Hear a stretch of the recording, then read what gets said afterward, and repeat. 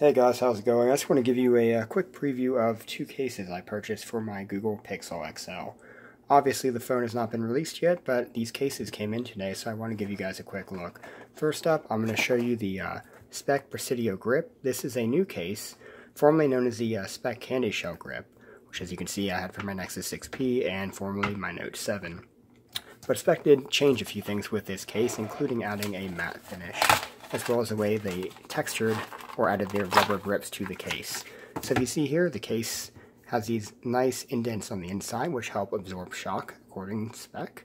And this case does feel very nice. It doesn't attract fingerprints as much as you could see like these guys do, which are just overly glossy and get scratched really easily.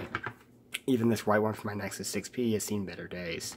And this guy is coming up on a year old now, so I mean, it looks better than this black one that I had for a month for my Note 7. Overall, the case, I mean, it feels about the same grippiness as the old ones. It's just that matte texture is a lot better because it won't show scratches. And that was one of my big complaints with the other cases, especially anything that was other than white, because that's all you see are scratches everywhere. Overall, this case does feel fairly nice. I mean, I'm hoping the Pixel XL will go in here without any issues. Once it comes, I'll post another update with the phone itself. Mine should be arriving on October 21st, assuming Google actually ships it. I know it's always interesting every year to see when they're going to ship phones, and people always get mad, but, you know, at the end of the day, you'll get your phone, you get your phone. One thing I do like is how Speck actually did precise cutouts. Normally, Spigen does the same thing, and they have, you know, instead of having one gigantic slot, normally they have like two separate ones for whatever the phone may be, but sometimes they don't, so it's nice to see they paid attention to detail there. And as you can see, this case is pretty small. It's about this, a little bigger than the Note 7 case, if you could see that. That's good and bad because, you know, it does have a 5.5-inch screen versus a 5.7. So as you can see here, here are all three cases. Let me just put them in order here by size, so you guys can have a quick look at that. Next up, I'm going to show you the Otterbox Defender, which is another case I chose to get for the Pixel XL.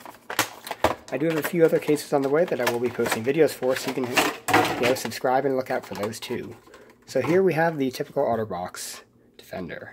It comes with your belt holster. So you can see here, nothing special, just a standard Otterbox overly protected belt holster, and you do have this, you know, clear screen protector built into the case. I'm probably going to remove it personally because I've never been a big fan of those, and you know, if you're going to use a tempered glass screen protector, why have two layers, especially when the plastic feels horrible. So it looks like they added a nice, you know, channel here so your finger can go and touch that fingerprint scanner, you know, kind of like what some other cases did with the Nexus 6P. One thing I will say is Otterbox did add this gigantic cutout, you know, unlike the Speck here, which is more precise. But, you know, that's to be expected because it's Otterbox. You know, everything is over the top. We're going to make a gigantic case to make a gigantic case.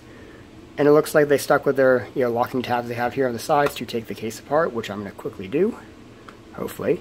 It's always fun taking these guys apart because they never want to cooperate. Let's see if I can get this guy apart. Looks like I'm going to have to use something a little pointy in there to get in there to take it apart, but the inside does look fairly impact proof, hopefully. I mean, it is just an overly bulky case to be overly bulky in my opinion. The Speck will, you know, defend against drops just as well, as long as it doesn't hit the face. I mean, the only real advantage you have here is you're getting protection for the front. But, you know, I've dropped my case, or my phone in a Speck case many times, including my Note 7, and it's never had an issue, it's never broken, and it's fallen at least 5 or 6 feet. You know, this is also Mil-Spec 810G grade, or rated, just like this guy should be. So, I mean, both cases will handle about the same thing, but with the Otterbox, you do have that front protection on your top and bottom. So, hopefully you guys like these cases, and let me know if you have any questions.